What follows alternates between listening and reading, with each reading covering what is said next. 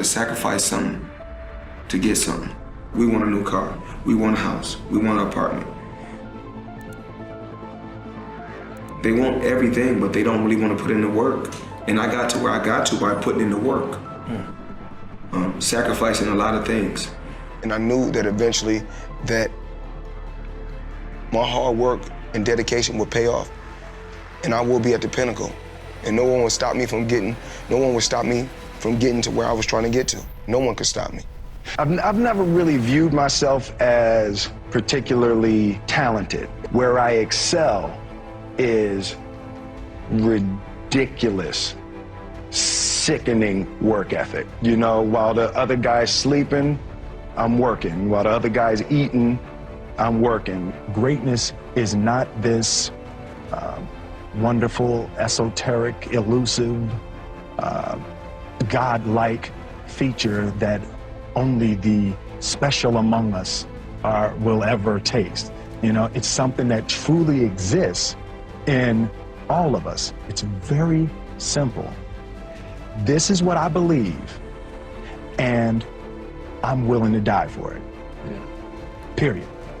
It's that simple. The separation of talent and skill is one of the greatest misunderstood concepts for people who are trying to excel, who have dreams that want to do things. Talent you have naturally. Skill is only developed by hours and hours and hours of beating on your craft. I realized that to have the level of success that I want to have, it's difficult to spread it out and do multiple things. It takes such a desperate, obsessive focus. You really got to focus with all of your fiber and all of your heart and all of your creativity.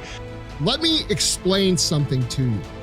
When you go out and try to do anything outside the norm, and I'm talking anything outside the norm, you are going to be faced with negativity. You are going to have people misunderstand you. And because they misunderstand you and because you are doing something that they don't do, whether they agree with what you do or not is irrelevant. They're just not familiar with it, okay? And what do people do when they don't understand things? They usually attack them. They usually put negativity towards it. They usually project their own insecurities and their own reservations about what it is they are incapable of doing, and they put them on you. And so when you start out in business, or you start out on a weight loss journey, or you start out to be a better person, you are going to face negativity. And I don't give what any of these frou-frou, fluffy gurus out there tell you, okay? Everybody likes to pretend this is an ideal place. They like to think that everything's really gonna be nice, and it's gonna be easy, and it's gonna be this. And I just have a really hard time telling you guys, because it's not true. If you can become someone that can transfer negativity into productive action, you are literally unstoppable by outside circumstances and outside elements. The only person that can stop you when you're able to do this is you.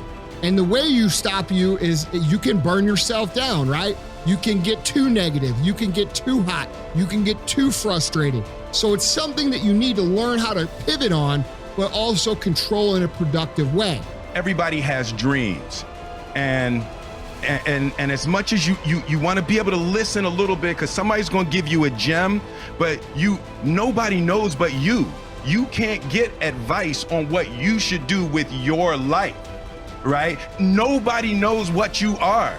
Like even sometimes you don't really even know what you are. You got to take your shot, and it's like, as much as you want people to agree and you want the people around you to be supporting your dreams and all, it's not going to be like that all the time. You got to do it alone, and people will help you. And when you get the ball rolling, people will jump on. But if you don't believe, nobody else is going to believe. People come along because your belief is so insane.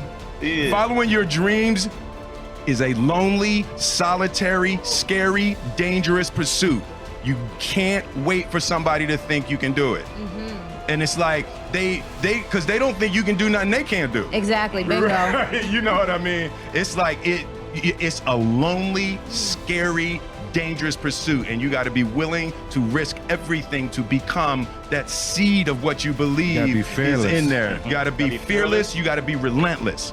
Life and the way it works, and no matter what you want to do, when I say this, you can get mad about it, you can argue with it, you can say it's not true, it doesn't matter.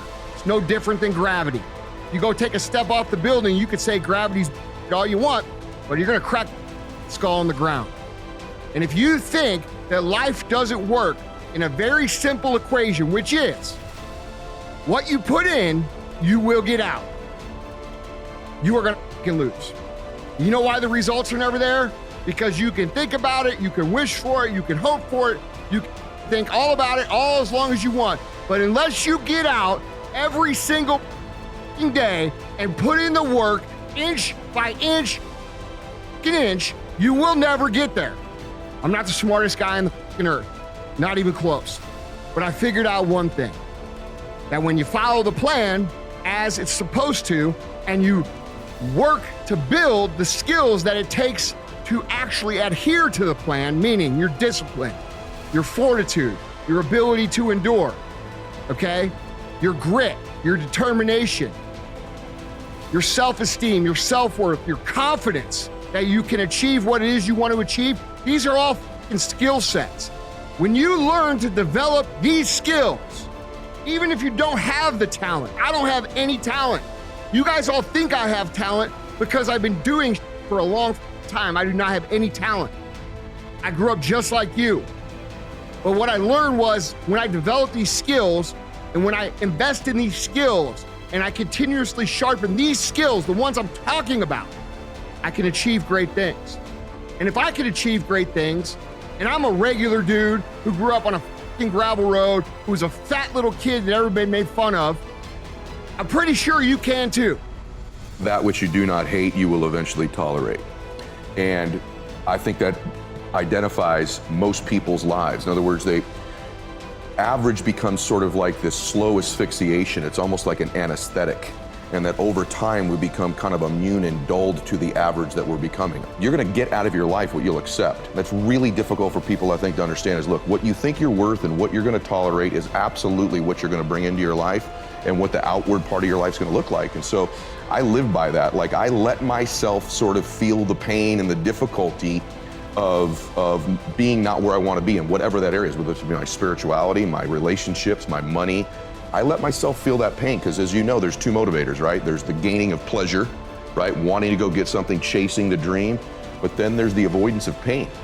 And for a lot of champions, that's a pretty big driving force for them. And so at least for me, I leverage both of those things on me to get myself to take action. So that's what that means to me.